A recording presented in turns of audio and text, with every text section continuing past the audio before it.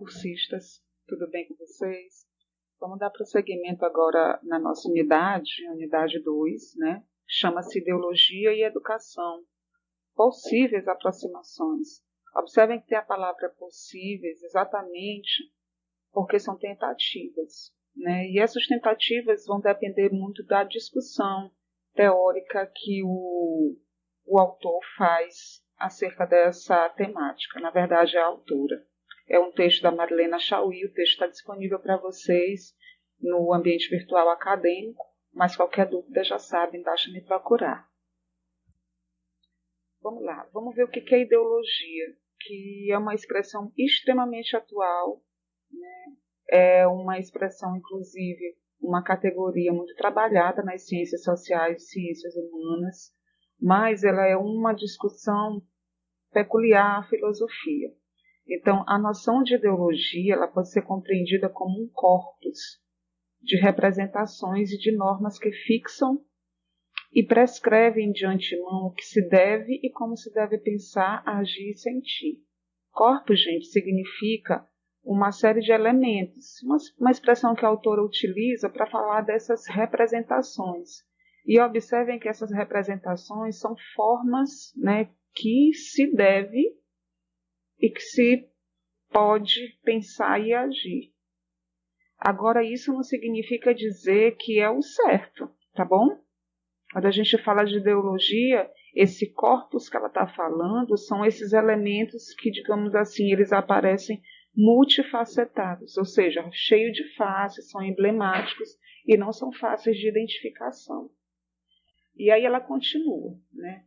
O corpus assim constituído, ou seja, essa série de elementos, tem a finalidade de produzir uma universalidade imaginária. Olha que coisa interessante. O que acontece? Vai generalizar algo que é individualizado. E quando eu chego para generalizar algo que é de cunho individualizado, quando eu estou tratando de ideologia, eu faço isso de maneira equivocada e arbitrária. Só que para o grupo qual eu estou fazendo isso, não se percebe isso. Eu vou lá e digo, isso aqui é ideológico. Quer dizer, quando se afirma que é ideológico, é que já se desconstrói isso. Quando eu afirmo ou nego, a partir desse conjunto de elementos, eu já tenho uma forma de dominação. Certo? Vocês imaginem como isso acontece no campo da educação, que é o que a gente vai discutir um pouquinho ao longo da apresentação. E aí, continuando, a anterioridade do corpus, ou seja, a universalização do particular, a interiorização do imaginário como algo coletivo e comum e a coerência da lógica lacunar fazem com que a ideologia seja uma lógica de dissimulação. É o que eu acabei de dizer para vocês. Quando aparece, aparece dissimulado. Professora, mas como é que aparece dissimulado? Olha, é instrumento de poder. Se é instrumento de poder que tem um cunho de dominação, eu não posso deixar isso claro. E se eu não posso deixar isso claro, o que é que eu faço? Do que é que eu me aproprio? Da ideologia. Para justificar e legitimar isso. Né? E aí ela continua. E a coerência e a lógica lacunar fazem com que a ideologia seja uma lógica dissimulada e uma lógica da ocultação, né? Ou seja, da gênese da divisão social. Então, a ideologia ela tem esse papel exatamente para dissimular. E aí, continuando. Quando a gente trata de ideologia da educação, no campo da educação, como é que ela aparece? Né? E aí a autora, a Marilena Chauí, ela lança aqui algumas perguntas que na verdade, são muito mais provocações. Né? Então, quem silencia o discurso da educação? Então, a regra da competência nos permite indagar. Quem se julga competente para falar sobre a educação, isto é, sobre a escola como forma de socialização? A resposta é óbvia. Quando a gente trata de ideologia, tá, gente? A resposta é óbvia. A burocracia estatal, que por intermédio dos ministérios e das secretarias de educação, legisla, regulamenta e controla o trabalho pedagógico. Ou seja, tira o protagonista, que de fato quem é, né? Tira os sujeitos, lembrando uma categoria marxista, que essa categoria de sujeito, pessoal, não é um sujeito, não é uma pessoa qualquer, mas é aquele dotado de consciência e de discernimento dos seus atos. Então, a quem silencia? A quem interessa esse silenciamento? Tirar o protagonista de cena, né, o verdadeiro, entre aspas, protagonista de cena, né, e colocar aí a burocracia estatal, né, o aparelhamento dos instrumentos das instituições, exatamente para poder legitimar aí o controle. Né? E aí, continuando. A educação, por que não é interessante falar de modelo de educação como instrumento ideológico? Não é interessante. Então, a educação não pode falar, porque se o fizer, obrigará recuo a quem errei, tá? A educação não pode falar, porque se o fizer, obrigará ao reconhecimento de sua existência singular ou específica articulada a outras singularidades, que diferenciam as relações sociais. De sorte que, de diferença em diferença, acabaria levando ao reconhecimento das divisões sociais, conhecimento de sua existência singular ou específica articulada a outras singularidades. Então, não é interessante um discurso real sobre a educação com aparelhamentos ideológicos. É claro, a ideologia ela tenta ocultar. Ela não liberta, ela oculta. Por isso, ela tem que ficar silenciada, ela tem que ser silenciada.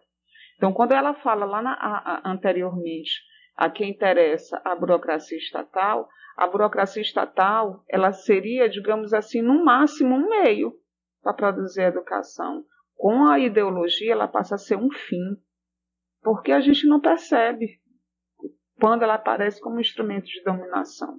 E aí, continuando.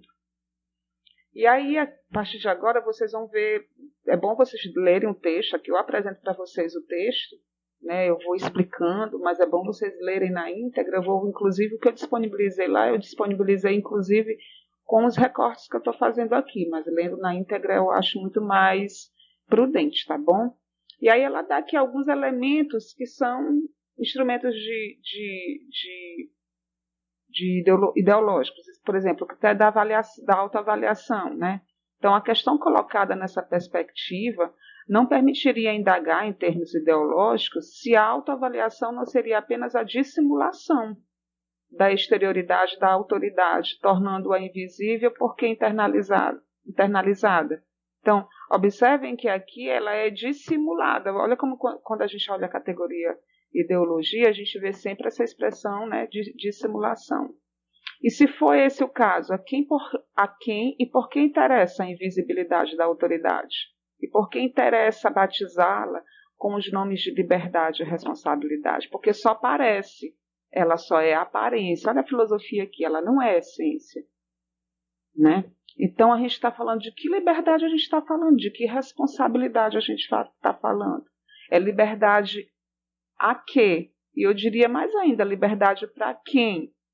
Responsabilidade pelo quê? E responsabilidade para quem? Né? E aí, continuando. Ela fala um pouquinho nesse texto, esse texto é fruto de uma conferência que ela fez. Por exemplo, quando a gente fala dos recursos audiovisuais. E aí a gente está aqui num momento esplêndido, né, que é a educação à distância. Né? Então, observem que no próprio processo de educação à distância, a gente tem sujeitos e a gente tem objetos. Seria a minha aula para vocês um meio de vocês alcançarem essa libertação, ou então de reconhecer? Seria a educação à distância, por exemplo, com os instrumentos audiovisuais, com seus caracteres lúdicos que permitiriam, de fato, vocês compreenderem a aula? Ou será que dissimularia o que de fato tem para vocês entenderem? Não sei se eu estou me fazendo entender. E não me fazendo entender, já disse que vocês podem entrar em contato comigo. Mas é interessantíssima essa discussão sobre ideologia. E não é uma discussão simples, viu, gente?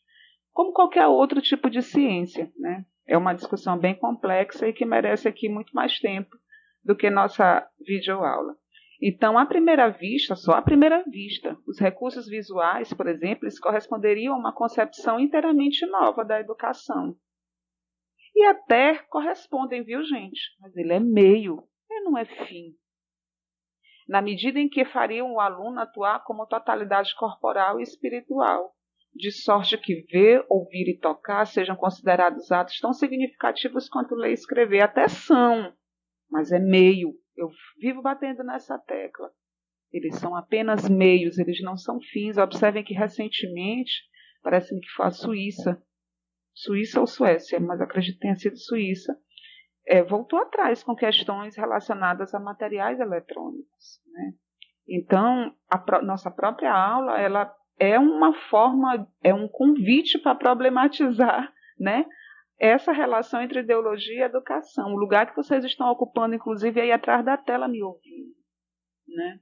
É claro que a gente consegue compreender que os recursos audiovisuais, né, assim como todos os aplicativos e mídias de uma maneira geral, os softwares, né, que permitem isso, eles correspondem, mas eles são meios, eles não são fins, né? E aí, continuando. Assim como a autoavaliação inventa uma pseudo-liberdade, o recurso audiovisual tende a transformar a igualdade educacional em nivelamento cultural pelo baixo nível dos conhecimentos transmitidos. Foi o que eu acabei de dizer para vocês, né? Então, embora não seja uma regra, contudo, inclusive isso aqui é um grifo meu com relação à conferência dela. Embora não seja uma regra, até porque eu falei isso para vocês no slide passado, não seja uma regra, contudo estamos tratando de ideologia. É nesse contexto que a afirmação acima é citada, né? Então são pseudo-liberdades. E a discussão de filosofia dentro do virtual e do real e das ideologias depois ou ao longo, né, até me arrisco a afirmar, da pandemia do novo coronavírus foi algo extremamente fértil, né? Eu trabalhei muito isso ao longo das atividades, quando nós estávamos ainda em atividade remota, né? E continuando, um item que ela dedica, né, que é educação como formação e como conscientização. Na ideologia contemporânea, o elemento consciência já não exerce qualquer papel, tendo sido substituído pelas ideias de eficiência e de competência no interior dos quadros definidos pela organização. É nisso que a nova ideologia é mais honesta do que a anterior. Eu diria mais, pessoal. É um elemento também que define, por exemplo, competência, eficiência e meritocracia, né? Discute-se muito a questão do mérito, de quem merece, mas se oculta o que está por detrás desse mérito a quem ficou excluído, né? Não sei se eu estou me fazendo entender. É muito fácil dizer que é mérito de alguém ter por exemplo, um espaço específico no trabalho, né, nos espaços profissionais, e a quem foi excluído eu não vejo os reais mecanismos que fizeram, por exemplo, com que A fosse incluído e B fosse excluído. Então, isso está dentro dessa lógica da eficiência, inclusive na lógica da produção também, da produtividade, que é algo também ideológico e muito pertinente na ideologia, na contemporaneidade, na verdade, nas discussões contemporâneas. E aqui eu encerro afirmando o seguinte: a ideologia não está fora de nós, como um poder perverso, que falseia nossas boas intenções. Ela está dentro de nós, talvez porque tenhamos boas intenções. Então, observa que ela bota aqui, inclusive, está sendo irônica de que a boa intenção, às vezes, inclusive, ela é ideológica, né? Mas eu até problematizo isso. Aqui eu encerro, gente, agradecendo vocês, né? O texto é esse, que é o texto da Marilena Chauí, Ideologia da Educação. Esse texto eu disponibilizei. Qualquer dúvida que vocês tiverem, podem me buscar no ambiente virtual acadêmico, tanto vocês cursistas, quanto vocês tutores, tá bom? Através dos meios de comunicação, dos canais de comunicação mais convencionais que a gente tem contato. No mais, muito obrigada, tá bom? Um forte abraço para vocês.